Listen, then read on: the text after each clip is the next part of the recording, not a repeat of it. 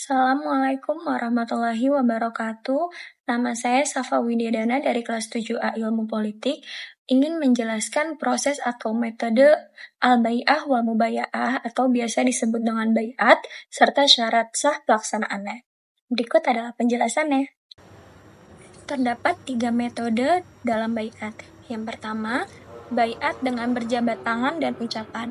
Bai'at ini adalah bai'at umum yang dilakukan Nabi Muhammad SAW sebagaimana firman Allah Subhanahu wa taala dalam Quran surat Al-Fat ayat 10. الذين يبايعونك إنما يبايعون الله يد الله فوق أيديهم فمن نكث فإنما ينكث على نفسه ومن أوفى بما عاهد عليه الله فسيؤتيه أجرا عظيما. Sesungguhnya orang-orang yang berjanji setia kepadamu Nabi Muhammad, pada hakikatnya mereka berjanji setia kepada Allah, tangan Allah di atas tangan mereka.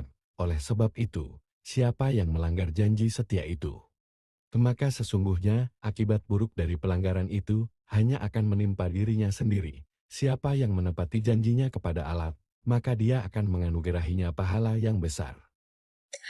Yang kedua, dengan ucapan saja.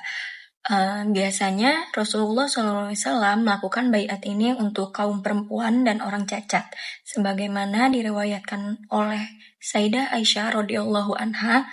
Beliau berkata, demi Allah, tangan Rasulullah tidak pernah sekalipun menyentuh tangan perempuan. Beliau membaiat mereka hanya dengan kata-kata. Dan juga hadis yang diriwayatkan oleh Nasa'i dalam kitabnya yang dikutip dalam buku Al-Jumaidi halaman 255. Nabi Muhammad SAW membaiat lelaki berpenyakit kusta, lalu beliau berkata, pulanglah, aku sudah membaiatmu. Yang ketiga, baiat dengan tulisan. Baiat ini terjadi sebagaimana baiat Raja Najasyi untuk Nabi Muhammad SAW. Ia mengirim surat kepada Nabi SAW yang isinya, Bismillahirrahmanirrahim. Untuk Muhammad Rasulullah SAW dari An-Najsy' Saham bin Abur kesejahteraan, rahmat dan berkah semoga terlimpah kepadamu, wahai utusan Allah, dari Allah yang tiada ilah yang berhak diibadahi dengan sebenarnya, selainnya yang telah memberiku petunjuk kepada Islam, amma ba'du. Suratmu telah sampai kepadaku, wahai utusan Allah, terkait urusan Isa yang kau sebutkan. Aku telah membaiatmu, membaiat saudara sepupumu, dan para sahabatnya. Aku masuk Islam melalui tangannya, karena Allah, Rabb seluruh alam. Selanjutnya ada syarat-syarat sah baiat. Ulama menyebutkan beberapa persyaratan yang wajib dipenuhi untuk keabsahan baiat. Umat muslim wajib membaiat pemimpin yang memenuhi sejumlah persyaratan berikut. Yang pertama, orang yang dibaiat memenuhi syarat imamah. Jadi, apabila tidak, maka baiat tidak sah. Yang kedua, baiat dilangsungkan oleh ahlul halli wal aqdi karena itu adalah tugas ahlul halli wal aqdi.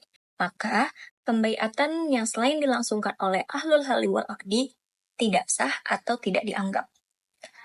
Yang ketiga, imamah yang dibaiat menerima pembaiat. Jadi, jika sang imam enggan dibaiat, maka imamah tidak berlaku dan tidak boleh dipaksa untuk menerimanya. Kecuali memang tidak ada lagi yang layak untuk menjadi imam, maka diperbolehkan untuk memaksa. 4. Pemimpin atau imamah yang dibaiat hanya boleh 1. 5. Baiat berdasarkan Al-Quran dan hadis. 6. Kebebasan penuh bagi orang yang membaiat seperti yang dilakukan para sahabat, membaiat Khulafaur Rasyidin. Tidak terdapat riwayat yang menyebutkan bahwa mereka memaksa seorang pun untuk membaiat.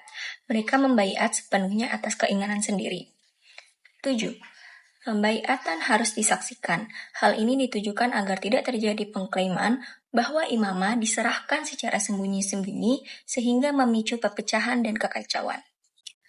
Itu dia penjelasan tentang metode dan syarat sah pelaksanaan al-bai'ah wal mubaya'ah atau bai'at. Selanjutnya akan ada sedikit cuplikan atau contoh dari pembai'atan khalifah pertama yaitu Abu Bakar As-Siddiq. Ketika peristiwa wafatnya Rasulullah, kaum Ansar mengadakan pertemuan untuk menggantikan kepemimpinan Rasul. Dan hal ini diketahui oleh Umar bin Khattab, yang mana beliau segera mendatangi perkumpulan tersebut bersama Abu Bakar. Ketika mereka datang, kaum Ansor ini sudah menentukan pemimpin dari kaum mereka, yaitu Sa'ad bin Ubadah, yang mana mereka merasa bahwasannya kepemimpinan yang menggantikan Rasulullah itu adalah pantasnya dari kaum mereka, karena mereka adalah pendukung Allah dan penyebar Islam yang lebih dulu beragama dan mempunyai kelebihan dalam perihal ekonomi, dan mereka juga tuan tanah, karena kaum Ansor ini adalah tuan tanah dan kaum Muhajirin adalah pendatang. Abu Bakar membenarkan pendapat dari kaum Ansor tersebut, akan tetapi beliau melanjutkan jawabannya. Beliau mengatakan bahwasannya Rasulullah berasal dari kaum Quraisy, yang mana kaum Quraisy ini adalah kaum yang mulia di tanah Arab sana. Kemudian beliau mengangkat tangan orang yang ada di kanan dan kiri beliau, yang salah satunya adalah Umar bin Khattab. Lalu kemudian dipotong oleh kaum Ansor. Mereka mengatakan bagaimana jika satu pemimpin dari kaum Ansor dan satu pemimpin dari kaum Muhajirin. Kemudian Umar bin Khattab segera maju dan membantah bahwasannya hal ini, kepemilihan pemimpin ini adalah hal yang pertama kali dilakukan dalam umat Islam. Kedua pemimpin itu tidak mungkin ada kecuali hanya untuk terjadinya perpecahan. Maka hal tersebut beliau mengatakan kita harus mempunyai satu pemimpin yang bijaksana yang diterima oleh semua kalangan, dan beliau menunjuk Abu Bakar. Ketika penunjukan Abu Bakar ini, Abu Bakar mengatakan bahwa Umar bin Khattab ini lebih layak karena beliau lebih kuat. Akan tetapi Umar bin Khattab mengatakan bahwasannya apabila ia lebih kuat, tenaga dia ini akan lebih utama apabila dilakukan untuk melayani Abu Bakar. Pun ia mengatakan bahwasannya Abu Bakar ini adalah orang yang menemani Rasulullah di dalam gua, orang yang pertama kali masuk Islam setelah Rasulullah, dan kemudian sebelum wafatnya Rasulullah juga pernah menyuruh Abu Bakar untuk memimpin sholat menggantikan beliau.